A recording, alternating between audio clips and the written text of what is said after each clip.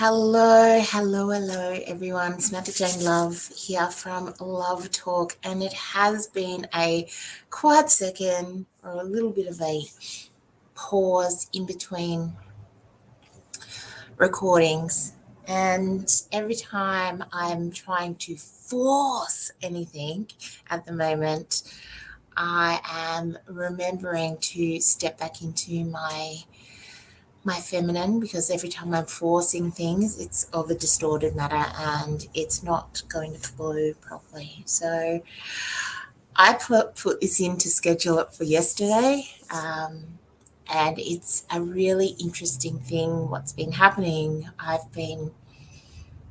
It's probably a little bit weary for some people, but I've been jumping timelines. So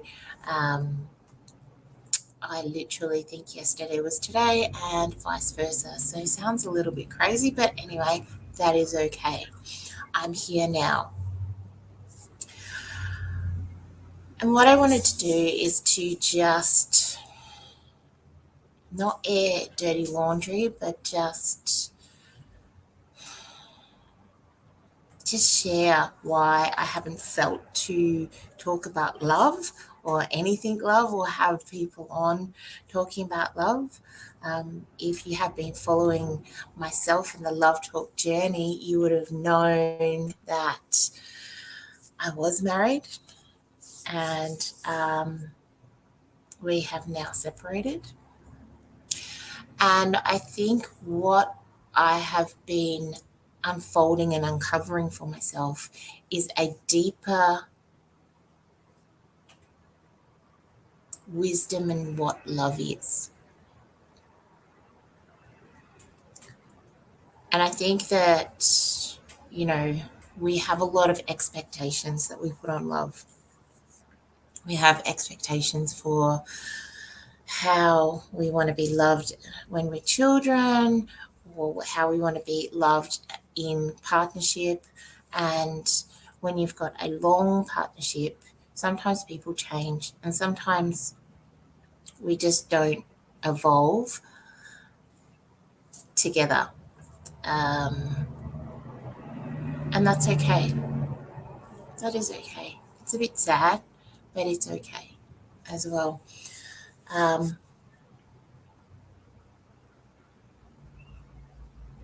Sometimes when we are younger, if we feel like we haven't been loved in the way that we thought that we needed to be loved, we will then project that onto our loved ones, our spouses, even our children, when we have children as well. So I just wanted to come on today and, just say why I haven't been around. It's just because I've been really deeply healing. We were together for a very long time. There's lots of layers that I've been healing myself. Lots of things have happened to me over my 47 years. I'm now 47. And I was actually pondering this the other day, that in most houses, we have a junk drawer. Even in OCD houses, some people may beg to differ, but there's that one drawer at least. One drawer. Some people are super, uber deep, but it can be that one drawer. And in that drawer goes the candles from their cakes. Could be receipts. It could be, I don't know. Everyone has a different thing that they put in their junk drawer. And sometimes as human beings, that's what we do. But that's our stored emotions. That's the things that we just go, it's all good. I'll deal with that later. And there was a lot of things that I went, it's all good, and I deal with that later. And I deal with some of the emotions or the pain or the traumas or whatever it was in my life. I was very good at doing masks and putting masks on and smiling like everything was okay. It's just I got to a point in my life where I had to clean out my own junk drawer. And I don't know if you've ever seen a junk drawer, but I know that I've seen some junk drawers, and you've go to pull it out because there's batteries in the junk drawer with everything else. You go to pull that drawer, you've got to go like this and get the drawer open, and then you get the drawer open and everything spills out of it. So it's this quick mission to put everything back in it. And if you're doing that, you're stuffing more stuff in it. But sometimes when you spill that drawer out, you can't put that stuff back in. You can't unknow what you know, as they say. Once something has given you knowledge or something has enlightened you, you can't not see that.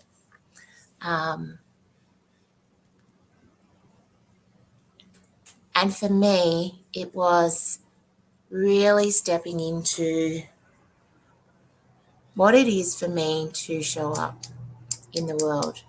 And for me, it was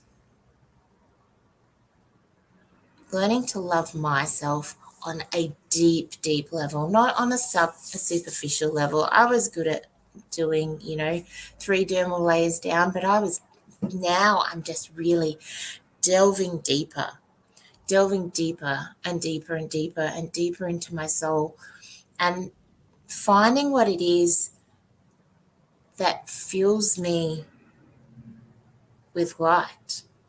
And I am a light being. I know that. And part of that is going through the process of decluttering the moments that I have felt betrayed in my life, or even the moments that I've betrayed others. I'm really looking at different parts of my shadow. And the shadow, for people that don't know, shadow is the parts of you that you don't want to look at. So if you've done something that, has harmed somebody, if you, all of those things. And it may not be intentional.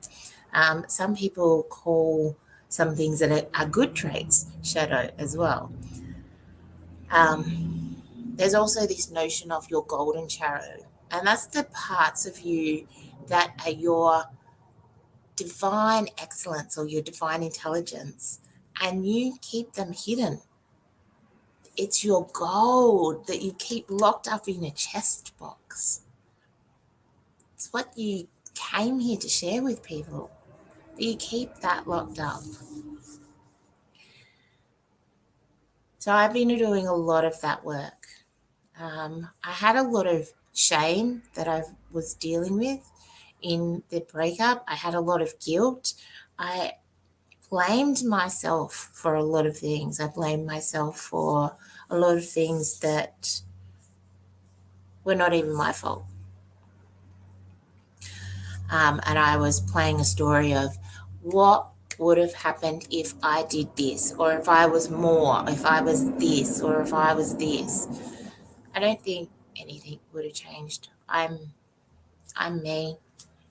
And as I said, sometimes we grow different. So that's why I've now saying that I'm a LOVEvolutionist, because in love we do grow. Sometimes we grow together, we evolve with each other. Sometimes we grow and evolve on a different scale. There can be, some things that mean something to you when you're 15 or 20 doesn't mean that they mean the same thing for you when you're older. We're on a cycle of exploration and divineness and immense beauty. So even within the cookie muck, there is beauty in it. And sometimes it takes a while to wade through so that you can see the absolute beauty in it all, which is okay. Sometimes it's just time to be in the muck. Because if you haven't wanted to be in the muck before, if you haven't wanted to delve into all of the things that have been holding you into you pulling your big girl panties up, smiling when you don't need to smile, allowing behaviors that are not aligned with your values and your ethics or whatever it is, it's okay. It's okay to walk away from something that's not aligned with where you're going anymore.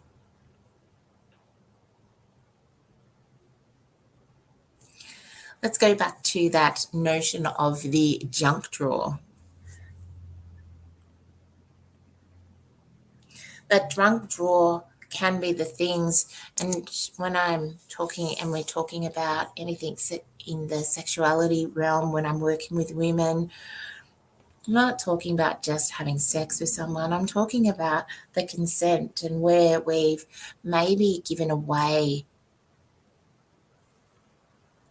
our consent. We've done something because we think that that other person's going to love us more, that other person is going to want us more.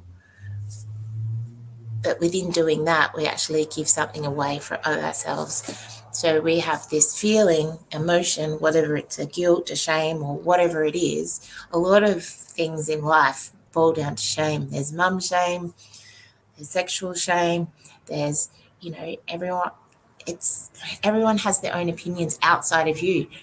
Whatever sits well with you is whatever is perfect for you.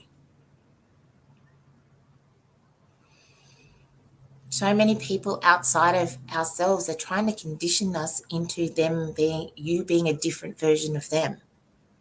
You cannot be a different version of them because you are you.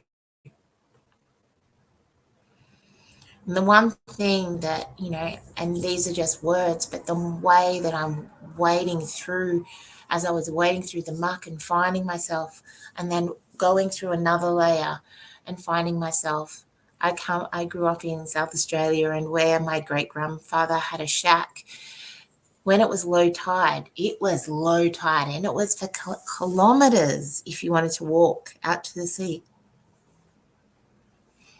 That's what I've been doing. I've been wading through the little salt mines and the parts of the mucky sand, going and walking and finding myself, finding my flow.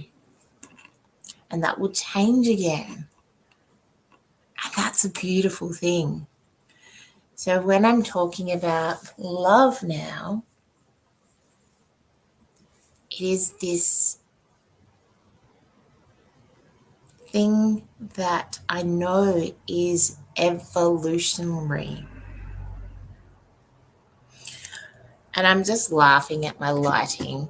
It's no different. It's just when I'm talking about certain things, my lights like to dim and fade.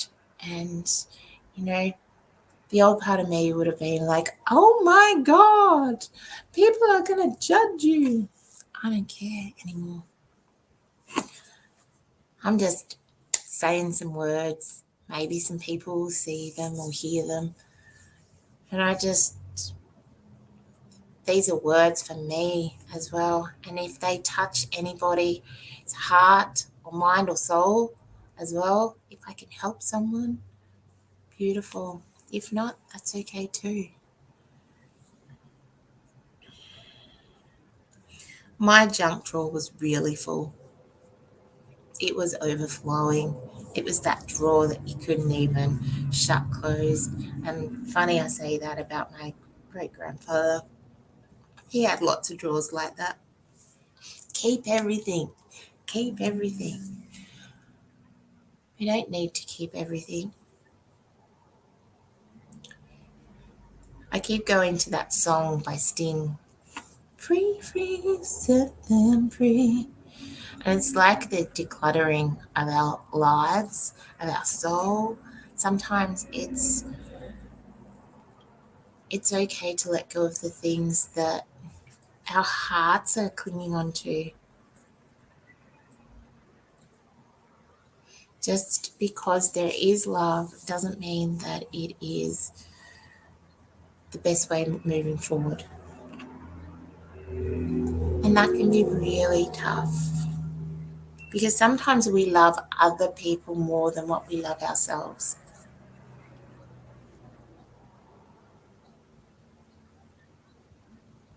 Just going to say that again. Sometimes we love other people more than what we love ourselves. And funny enough, I've been saying I love yous in the mirror to myself for, goodness, at least 15 years, probably more, but really mindfully doing it over the last 15 years. And the other day when I said it, I caught myself, and it was like I was saying it to the old person that I would say it to. They are not in my reflection. It's me in my reflection. And I just caught myself, and there was another layer of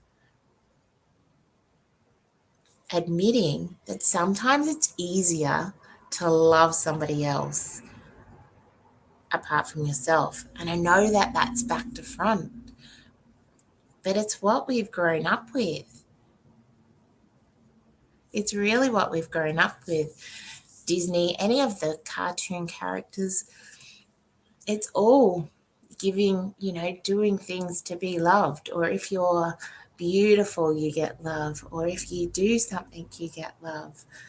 Or everyone's looking for that prince to love them because everyone wants their happily ever after. Who's to say that the happily ever after has to have another person involved? Don't get me wrong.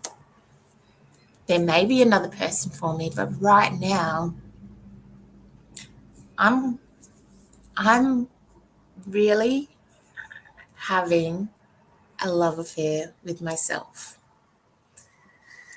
So the more that I have a love affair with myself, the more that I'm learning about myself, the more that I can show up raw and authentic for you in these moments where I'm talking. And there will be guests again, or maybe they won't. I'm just following a feeling. And I'm allowing for the magic that is me, the excellence that is me, the wildness, all of the parts of me to flow through. The parts of me that I would really hide away.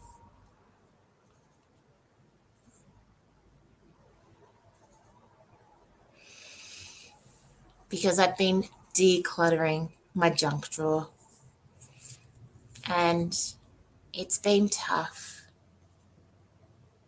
There's been a lot of snot crying. There's been a lot of wondering whether I've made the right decision.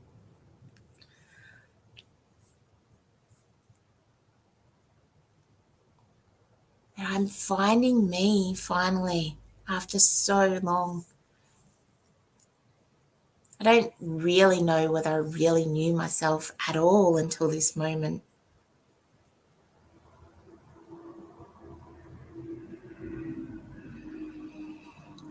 So what's going to happen on Love Talk is that I'm just going to share. I'm going to share about what it's like to find me again, what it's like to really feel what it is like to love yourself unconditionally. I went on another podcast, and the lady on it, she said to me, she didn't believe in unconditional love when we're talking about love with another person. And that really triggered me. And I was like, well, why is this triggering me? And I went down a path of understanding that for myself. When we talk about unconditional love, that's the love that we feel for ourselves. Unconditionally, we love ourselves. The tiger marks all of the things. And I'm not saying to put conditions on somebody when you're loving them, but the more that we can unconditionally love ourselves, the deeper that we love ourselves, tearing away all of the things that are keeping us trapped in a way of being that's not allowing us to fully drop into full expression of self-love. When you put a condition on someone, you're putting an expectation on the way that you need them to be loving you. And if they are not okay with it, then you have a fight. Maybe that's not the person for you. Maybe we jump into relationships too quickly. We get caught up in the lust of things. Yes, we are sexual beings as humans, but we can be very impulsive and jump in, and then sometimes we're too far in, and then it's like, how do I get out? But knowing yourself on this deep level and dropping deeper and deeper and deeper into loving yourself, and dropping deeper and deeper into the ritual, which is self-love. And it doesn't have to be a bath or any of that stuff. It's instead of going, you're an idiot when you get something wrong in your mind, to yourself going, oh, well, let's try that again tomorrow.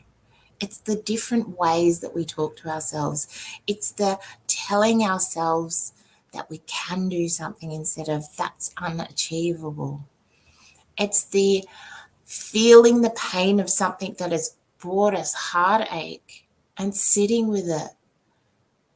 And even if it engulfs us completely, not pushing it away, just allowing it to literally cover us.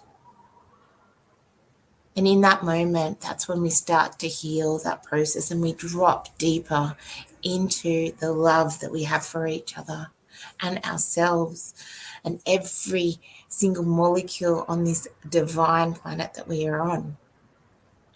Tapping in with the elements, loving of everything that is.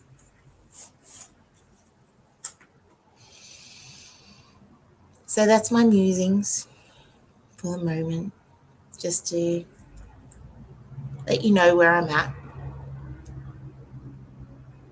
I'll be doing these on Fridays. I was feeling into it. I thought Thursdays, but it's going to be a Friday that I do these from now on. Friday being Venus Day. It's the feminine day, and I'm just really claiming it. I work with women, and I can really tap into all of their feminine gifts. And I love our men, and I love the masculine, but I have just got this gift with working in the feminine, the floaty and the free. And I'm literally a sexual being, and it doesn't matter how big you are or whatever, it's the energy and the feeling that comes through you. And it took me a very long time to realize that. So I bless you all. I hope you join me on Fridays for more love talk. There will be other people coming on. It's just I'm tiptoeing back into it. Not all cases, all things blazing, all guns blazing. That's the words that I was looking for. And just slowly jumping back into it. This is Samantha-Jayne Love. I'll see you again for Love Talk soon.